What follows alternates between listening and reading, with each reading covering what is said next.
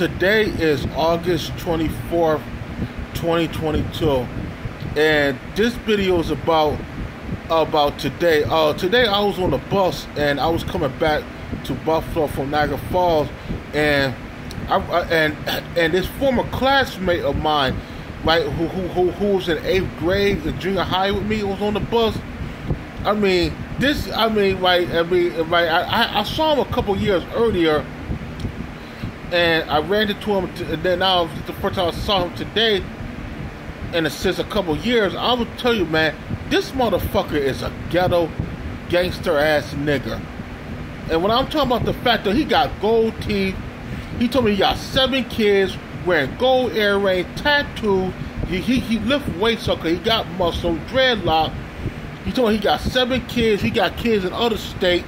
He told me he's going to become a grandfather. He said his oldest is 21. His second oldest, his youngest is 4. I think his second oldest is 18.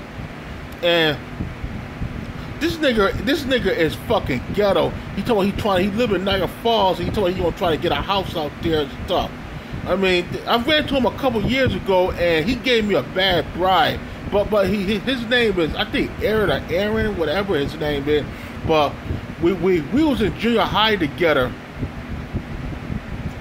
when we were kids. That was back in the late 90s. And when we graduated from 8th grade, we went different ways. We went to different high schools, and I ain't really see him no more in my life. So I ran to him a couple years ago, and I ran to him today. He said he got back. He said he was living out of town again not too long ago, because he said he lived down in the south, in the southern states and stuff. And he said he got kids down there and stuff. And he said he spent 10 years in prison. I mean, that's not good. And then this guy, and then he was drinking on the bus. He'll talk to some other dude, talking all toxic and stuff. He give me a bad bribe. Then he talk about some of the kids from my elementary school.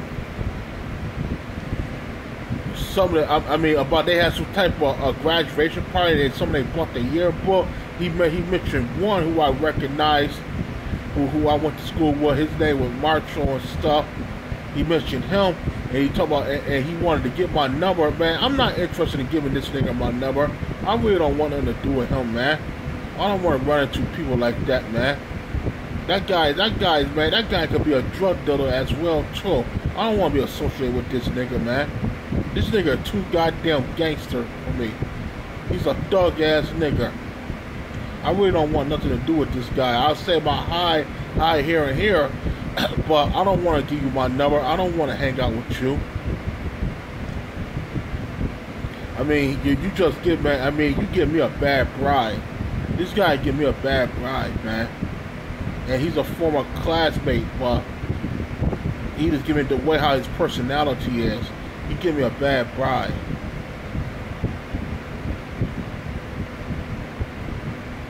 I mean, we were kids, we went to school.